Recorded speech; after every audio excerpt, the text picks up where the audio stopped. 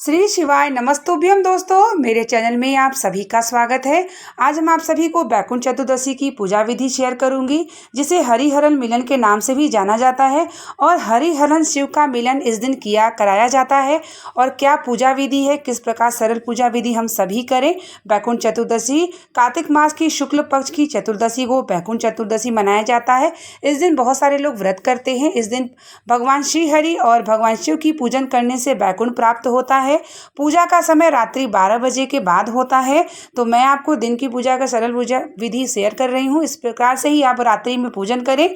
तो सबसे पहले आपको भगवान श्री हरि और भगवान शिव को एक चौकी पर स्थापित करना चाहिए। अगर आपके घर में लड्डू गोपाल हैं या शालिग्राम है या विष्णु नारायण की तस्वीर है तो आप उन्हें स्थापित करें किसी कपड़े को बिछा करके, लाल या पीला वस्त्र। उसके बाद अगर घर में आपके शिवलिंग है, नंदी जी हैं, तो उनको स्थापित करें। अगर शिवलिंग ना हो तो आप भगवान शिव की तस्वीर भी रख सकते हैं। इस तरीके से आप चौकी तैयार करें। और उसके बाद आपको सबसे पहले अपने श्री हरि नारायण की स्नान कराना चाहिए। आप चाहे तो पंचामृत स्नान भी करा सकते हैं। यहाँ मैं शुद्ध स्नान जल से कराऊंगी।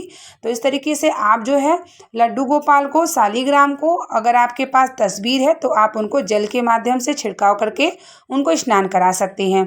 इस दिन हरिहरन का मिलन कराने से आपको सुख की, समृद्धि की प्राप्ति होती है और आप सीधा बैकुंठ को प्राप्त करते हैं। अगर जाने अनजाने अगर आपने कर्म में कहीं गलती या पाप करा है तो इस दिन को पूजन करने से समाप्ति जरूर होती है। तो इस तरीके से हमें अपने श्री हरि नारायण को स्नान कराना चाहिए। पूजा का समय रात्रि में है, क्योंकि जब भगवान विष्णु भगवान शिव से मिलने के लिए काशी गए थे तो मणिकर्णिका घाट पर उन्होंने जब पूजन किया, भगवान शिव से मिलने की इच्छा जागृत की, तो उनका जो पूजन का समय था वह रात्रि था। तो इसीलिए बैकुंठ चतुर्दशी का जो हम शिव हरि का मिलन कराते हैं, हरिहरन का मिलन कराते हैं, तो वह रात्रि का ही समय होता है। तो हमें रात्रि में इस दिन पूजन करना चाहिए भगवान श्री हरि और भगवान विष्णु का। इसी दिन भगवान शिव को सिर्फ साल में एक बार बैकुंठ चतुर्दशी को तुलसी दल समर्पित होता है भगवान श्री हरि का नाम लेते हुए, और श्री हरि को समर्पित होता है बिल्वपत्र भगवान शिव का नाम लेते हुए। हमें इसी प्रकार से भगवान शिव और हरि का मिलन कराना चाहिए।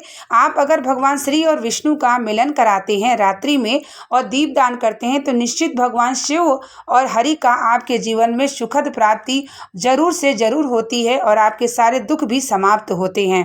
इस दिन जो व्यक्ति व्रत करता है, पूजन करता है, दान करता है, समस्त पापों को समाप्त करके वह बैकुंठ को प्राप्त होता है। तो इस तरीके से आप देख सकते हैं, लड्डू गोपाल को आप स्नान करा सकते हैं। उसके बाद आपको अपने भगवान शिव का स्नान कराना चाहिए। धीरे धीरे भगवान शिव को जब आप स्नान कराएंगे तो आप श्रीमन नारायण का मंत्र का जाप करेंगे, और जब आप अपने लड्डू गोपाल को स्नान कराएंगे, विष्णु भगवान को स्नान कराएंगे, तो भगवान शिव का मंत्र का जाप करेंगे। जब हम हरिहरन मिलन कराते हैं तो हम इसी प्रकार से हमें मिलन कराना होता है।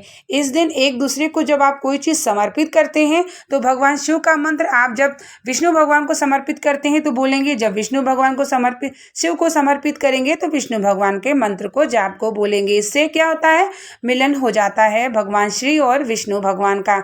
तो इस तरीके से हम सभी पीला चंदन लगाएंगे, अक्षत लगाएंगे, इत्र सेवा देंगे, पुष्प चढ़ाएंगे, और जो भी आपके पास है, अगर जनेऊ है, रक्षा सूत्र है, आप वो भी समर्पित कर सकते हैं।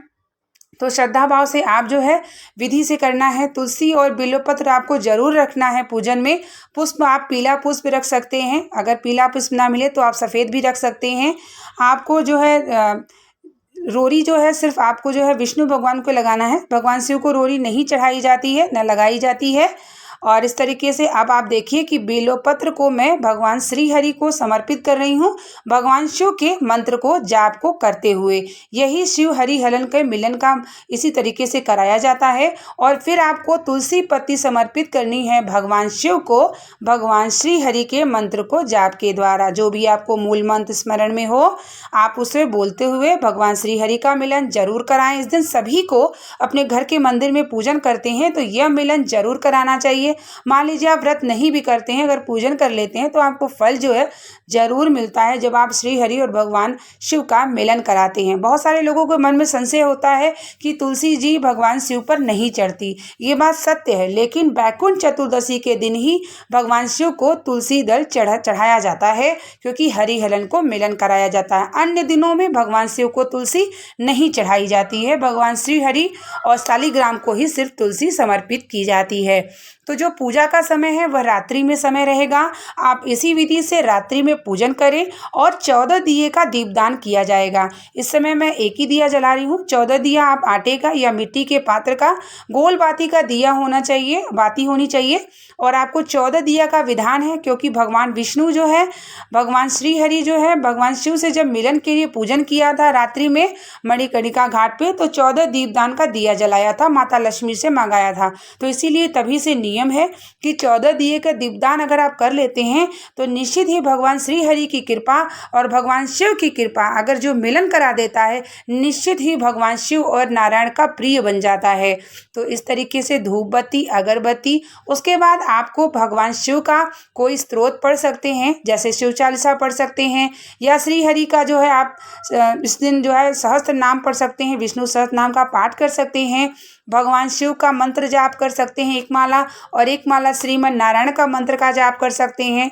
और रात्रि में जो आप बेलोपत्र और जो है तुलसी दल चढ़ाते हैं, उसको आपको जो है आधे घंटे बाद रात्रि में ही उठा करके किसी शहद के डिब्बी में रख लेना चाहिए और वो सभी बच्चों को देना चाहिए। इससे भगवान श्री हरि और भगवान शिव का प्रसाद बन जाता है। जो बच्चे बुद्धि में चंचल होते हैं, पढ़ते नहीं हैं, स्थिर नहीं होते, तो उन्हें आप जरूर चटाइएगा। इससे उनको जरूर आपको देखने को मिलेगा कि वह स्थिरता आ जाएगी, पढ़ने में भी दिमाग प्रबल होगा और भगवान श्री हरि विष्णु की कृपा प्राप्त होगी। उम्मीद करेंगे कि ये वीडियो से आपको समझ में आ गया होगा पूजा विधि। और आप सभी बैकुंठ चतुर्दशी 25 तारीख को है, आज है, यानी रात्रि में सभी पूजन विधि विधान से करें। भगवान श्री हरि विष्णु की कृपा प्राप्त करें। मिलते हैं नेक्स्ट वीडियो के साथ, तब तक के लिए श्री शिवाय नमस्तुभ्यं। श्रीमन्नारायण।